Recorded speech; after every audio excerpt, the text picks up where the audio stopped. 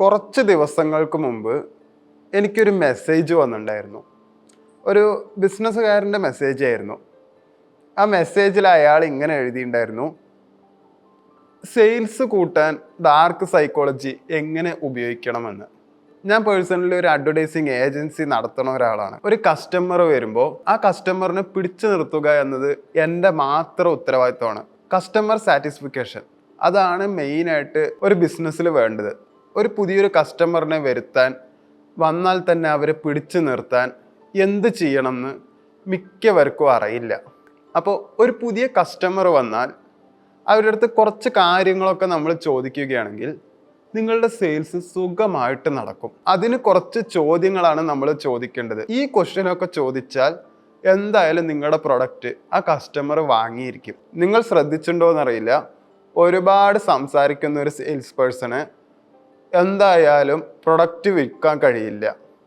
പക്ഷെ കുറച്ച് മാത്രം സംസാരിക്കുന്ന ഒരു സെയിൽസ് പേഴ്സൻ്റെ പെട്ടെന്ന് പ്രൊഡക്റ്റ് വിറ്റ് തീർക്കാൻ പറ്റുന്നുണ്ട്. പക്ഷെ ഒരു ഇൻട്രോവേർട്ടായ സെയിൽസ് പേഴ്സൺ അത് പറ്റിയെന്ന് വരില്ല. ഒരു കസ്റ്റമർ പ്രൊഡക്റ്റ് വാങ്ങാൻ വരുമ്പോൾ ഒന്നല്ലെങ്കിൽ ആ പ്രൊഡക്റ്റ് അറിഞ്ഞിട്ടായിരിക്കും വരിക. പക്ഷെ ഒരു കസ്റ്റമർ നിങ്ങൾക്ക് പുതിയതായിട്ട് കിട്ടണമെങ്കിൽ നിങ്ങൾ കുറച്ച് ചോദ്യങ്ങളൊക്കെ അവരുടെ അടുത്ത് ചോദിക്കണം. അതായത് നിങ്ങൾക്ക് പരിഹരിക്കേണ്ട പ്രശ്നം എന്താണ്, ഇതൊരു ചോദ്യമാണ്. ഇതാണ് നിങ്ങൾ ആദ്യം ചോദിക്കേണ്ടതും. ഇത് ഇങ്ങനെ തന്നെ ചോദിക്കണം എന്നല്ല, നിങ്ങൾ നിങ്ങളുടേതായിട്ടുള്ള രീതിയിൽ ചോദിക്കണം. ഒരു കസ്റ്റമർ ആദ്യം നിങ്ങൾ അവരോട് സംസാരിക്കുമ്പോൾ അവരുടെ ഫുൾ ഡീറ്റെയിൽസ് അവരറിയാണ്ട് തന്നെ നിങ്ങൾ അവരെ വാച്ച് ചെയ്യുകയും റിസർച്ച് ചെയ്യുകയും ചെയ്യുകയാണെങ്കിൽ അത്രയും നല്ലത്. അല്ലെങ്കിൽ ഒരു കസ്റ്റമർ നിങ്ങളുടെ അടുത്ത് വരുമ്പോൾ ആദ്യം അവരുടെ പേര് തന്നെ ചോദിക്കുക. പിന്നെ അങ്ങോട്ട് സംസാരിക്കുമ്പോഴും നിങ്ങൾ ഓരോ ചോദ്യങ്ങളും ചോദിക്കുമ്പോഴും അവരുടെ പേര് എപ്പോഴും നിങ്ങൾ ഉൾപ്പെടുത്തുക.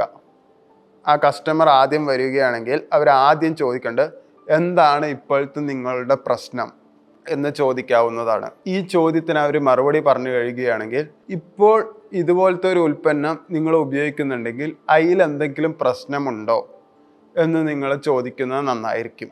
നിങ്ങൾ ഉപയോഗിക്കുന്ന ഉൽപ്പന്നത്തിൽ എന്ത് സവിശേഷതകളാണ് വേണ്ടത് എന്ന് നിങ്ങൾ അവിടെ ചോദിക്കണം.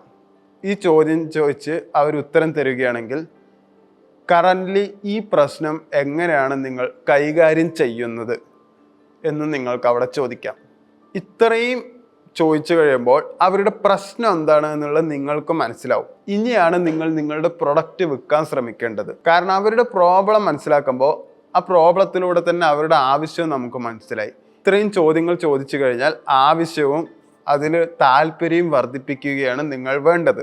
അതിനുവേണ്ടി നിങ്ങൾ ആദ്യം ചോദിക്കേണ്ടത്, നിങ്ങൾക്ക് ഇതിലൊരു പരിഹാരം ഞാൻ ഉണ്ടാക്കി തരികയാണെങ്കിൽ നിങ്ങൾ ഇത് ഇപ്പോൾ തന്നെ ടെസ്റ്റ് ചെയ്യാൻ താല്പര്യമുണ്ടോ എന്ന് നിങ്ങൾക്ക് അവിടെ ചോദിക്കാം. താല്പര്യം ഉണ്ട് എന്ന് പറഞ്ഞാൽ നിങ്ങൾക്ക് എന്തായാലും ആ പ്രൊഡക്റ്റ് ഉപയോഗിക്കാൻ കൊടുക്കാം. താല്പര്യം ഇല്ല എന്ന് പറഞ്ഞാൽ ഈ പ്രശ്നം എന്താ, നിങ്ങൾക്ക് പരിഹരിക്കാൻ താല്പര്യം ഇല്ലേ എന്ന് നിങ്ങൾക്ക് അവിടെ ചോദിക്കാം. ഈ ഒരു ചോദ്യം അവരുടെ ഈഗോയിൽ ടച്ച് ചെയ്യും. അപ്പോൾ അവർ ചിലപ്പോൾ ഒന്ന് റൈസായിട്ട് ഒന്ന് താല്പര്യം ഇല്ല എന്ന് പറയും. അപ്പോൾ നിങ്ങൾ ശാന്തമായിട്ട് ഈ പതിവ് പ്രശ്നം തന്നെ നിങ്ങൾക്ക് ഉണ്ടാവുമ്പോൾ നിങ്ങൾക്കുണ്ടാവുന്ന സാമ്പത്തിക നഷ്ടം എത്രമാത്രമാണെന്ന് നിങ്ങൾ ചിന്തിച്ചിട്ടുണ്ടോ എന്ന് നിങ്ങൾക്ക് അവിടെ ചോദിക്കാവുന്നതാണ്. ഇങ്ങനെ ചോദിക്കുമ്പോൾ അവർ എന്തായാലും സ്വയം ഒന്ന് ചോദിക്കാൻ തുടങ്ങും. ആ നഷ്ടത്തെപ്പറ്റി നിങ്ങൾക്ക് പറഞ്ഞു കൊടുക്കാൻ കഴിയുകയാണെങ്കിൽ അവർക്ക് നിങ്ങളോടൊരു ആത്മവിശ്വാസം തോന്നും. ഇങ്ങനെ ആത്മവിശ്വാസം തോന്നുമ്പോൾ നിങ്ങൾ ഒരിക്കലും നിങ്ങളുടെ പ്രൊഡക്റ്റ് വാങ്ങാൻ നിർബന്ധിക്കരുത്. നിങ്ങൾക്ക് ഈ ഉൽപ്പന്നം വാങ്ങാൻ എന്തെങ്കിലും ഒരാശങ്കയുണ്ടോ എന്ന് നിങ്ങൾക്ക് അവിടെ ചോദിക്കാം. നേരത്തെ പറഞ്ഞ അതേ ചോദ്യം തന്നെ കുറച്ച് മാറ്റി ചോദിക്കണം.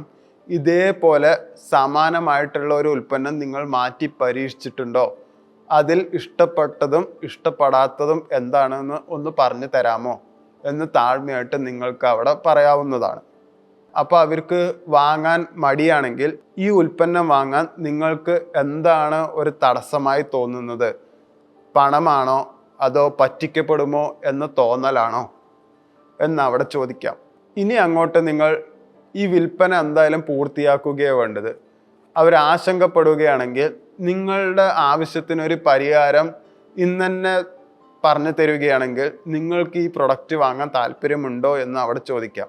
ഒപ്പം തന്നെ ഈ ഒരു പ്രൊഡക്റ്റ് നിങ്ങൾക്ക് ഇന്ന് തന്നെ നിങ്ങൾക്കൊരു വ്യത്യാസം തരികയാണെങ്കിൽ നിങ്ങൾക്ക് എന്തായിരിക്കും തോന്നുക സന്തോഷമാണോ ദുഃഖമാണോ എന്നവിടെ ചോദിക്കാവുന്നതാണ്. അതുപോലെ ഈ പ്രൊഡക്റ്റ് ഉപയോഗിച്ചിട്ട് മറ്റുള്ളവർക്ക് ഉണ്ടായ വ്യത്യാസം എന്താണ് എന്നുള്ളത് അവരുടെ ടെസ്റ്റിമോണിയൽസ് നിങ്ങൾക്ക് അവിടെ കാണിക്കാവുന്നതാണ്. ഇപ്പോൾ ഞാൻ പറഞ്ഞത് വെറും ബേസിക് കാര്യങ്ങളാണ്.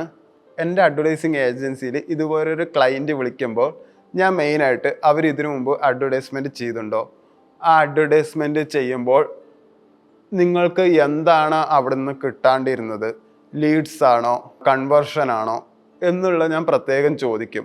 അവർ തെറ്റായൊരു ലീഡ്സ് തന്നിട്ട് നിങ്ങളെ പറ്റിച്ചിട്ടുണ്ടോ, ഇങ്ങനെയുള്ള കാര്യങ്ങളെല്ലാം ഞാൻ ചോദിച്ചറിയാറുണ്ട്.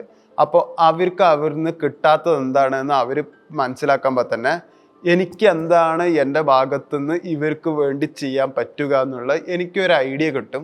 ഞാനത് ചെയ്തു കൊടുക്കാറുണ്ട്. അതുകൊണ്ട് കസ്റ്റമർ അതിൽ ഹാപ്പി ആവാറുണ്ട്.